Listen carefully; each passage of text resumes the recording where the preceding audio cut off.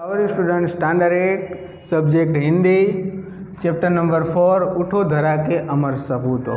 पहले पार्ट में हमने उठो धरा के अमर सपूतों में 3 पंक्तियों जो थी उनमें से 2, 3, 4, 6, 8 और 10, 12 लाइन तक हम पहुँचे थे।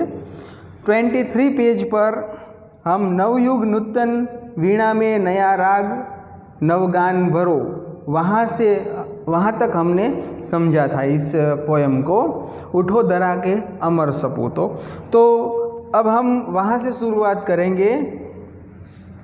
नवयुग की नूतन वीणा में नया राग नवगान भरो, उठो धरा के अमर सपूतों, पुनः नया निर्माण करो।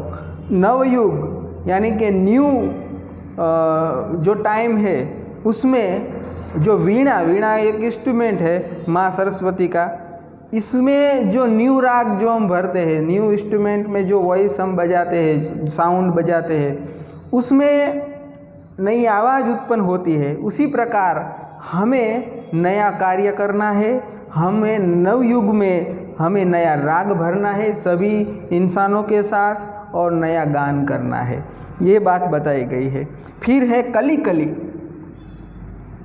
कली कली कली कली खिल रही इधर,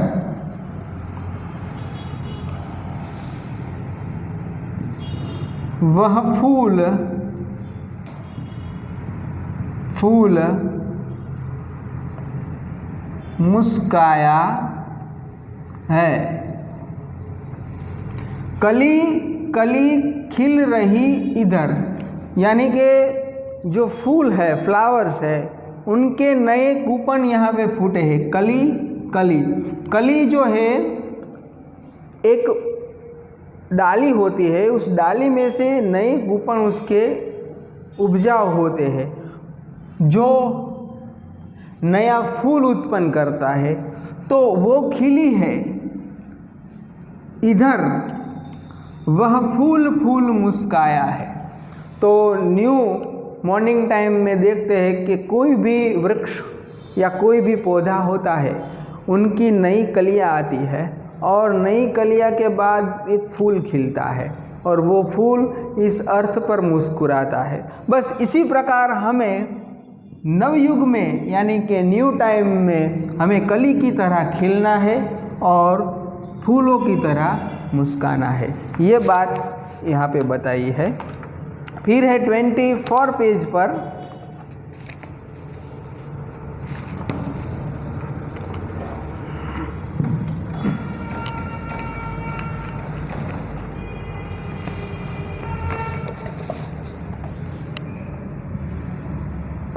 धरती माँ की आज हो रही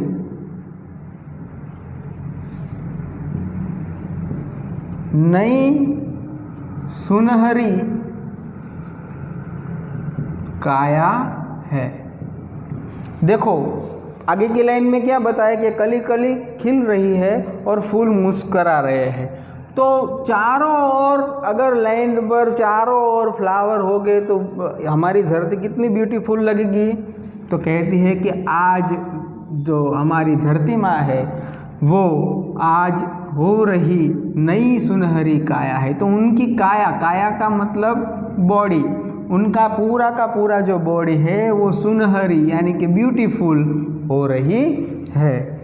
नूतन मंगलमय ध्वनियों से, नूतन मंगलमय ध्वनियों से, नूतन यानी कि न्यू, मंगलमय यानी कि शुभ, ध्वनियों यानी कि वॉइस, आवाज,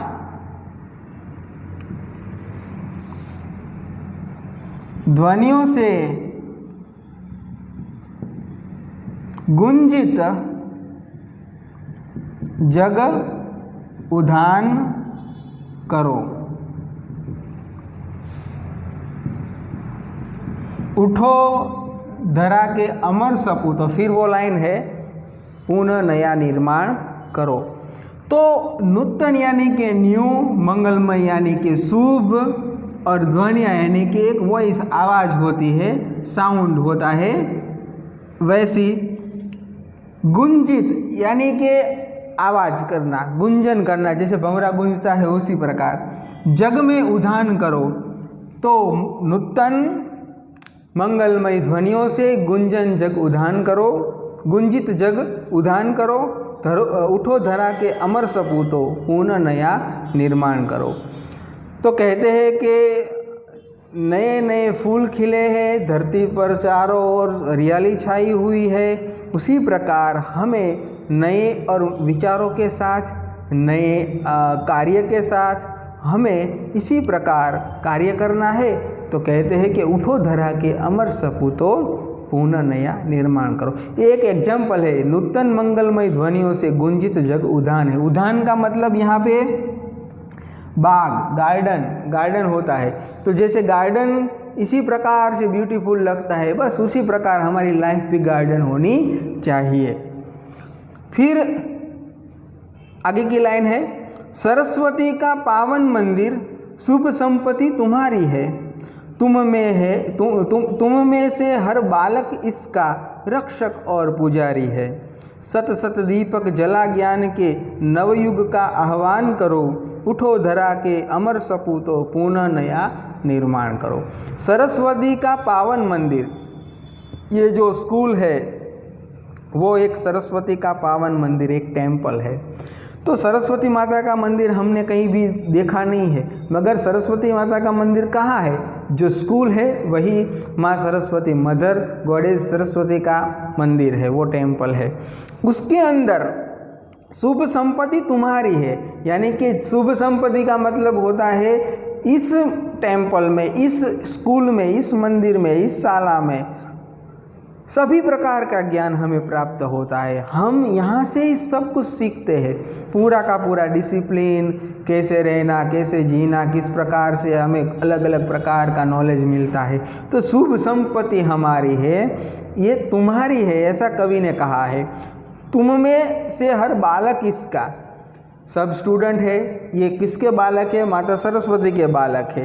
ये सब बालक किसके हैं? माँ सरस्वती के हैं, रक्षक और पुजारी है, क्योंकि यहाँ से ही सब कुछ सीखा जाता है। और वो ही कुछ डॉक्टर बनते हैं, कोई इंजीनियर बनता है, कोई आर्मी में भर्ती होता है, कोई पुलिस बनता है, कोई कलेक्टर बनता है, कोई टीचर बनता है। तो इसीलिए कहते हैं कि कोई रक्षक है, कोई पुजारी है। सत सत दीपक जला ज्ञान के, सत सत यानी कि 100, सत यानी कि 100 दीपक, 100 दीपक जला ज्ञान के, 100 दीपक हमारे ज्ञान के जलाना है। नवयुग का आह्वान करो, आह्वान करो यानी कि ललकार। आह्वान का मतलब होता है ललकार, आह्वान का मतलब ललकार करना, आवाज करना, आवाज करना। हमें आवाज करनी है, सत सत दीपक, 100 दीपक जलाने हैं, नवयुग का आह्वान करना है, हमें उनको ललकारना है कि तुम कितना भी कठोर हो, नया युग, तो हम उस युग को बदल देंगे। उठो धरा के अमर सपूतो, पुनः नया निर्माण करो। फिर से नया निर्माण करना है। देखो ये जो उठो धरा के अमर सपूतो ये पोयम है स्टूडेंट फ्रेंड्स, आज की अभी इस टाइम में बहुत महत्वपूर्ण है, क्योंकि आज ही हमें जग जाना है। देखो आज महामारी फैली हुई है कोरोना वायरस की, तो ये कोरोना वायरस कब खत्म होगा, कैसे खत्म होगा? अगर इसे हमें ख़त्म करना है तो एक एक इंसान को जगना पड़ेगा, एक एक इंसान को समझना पड़ेगा, सभी प्रकार के नियमों रूल्स जो है उनका पालन करना पड़ेगा, और सब लोग एक साथ इकट्ठे होंगे तभी तो कहना चाहते हैं ये कवि कि उठो धरा के अमर सपूतो, उठो धरा के अमर सपूतो, नवयुग का निर्माण करो। तो नवयुग होगा, कल से ही हम सब इसी प्रकार नियम में आ जाएंगे, तो धीरे धीरे धीरे ये जो हम आज ये यातनाएं भुगत रहे हैं, आज ये प्रॉब्लम्स है, वो प्रॉब्लम्स हम दूर कर सकते हैं, अलावा कोई दूर नहीं कर सकता। तो ये जो पोएम है आज के टाइम पर बहुत महत्वपूर्ण काम कर जाता है। तो यहाँ पे हम उठो धरा के अमर सपूतो पुनः नया निर्माण करो, ये हम पोएम यहाँ पे पूरी करते हैं। ये एक समूह गान था। ओके।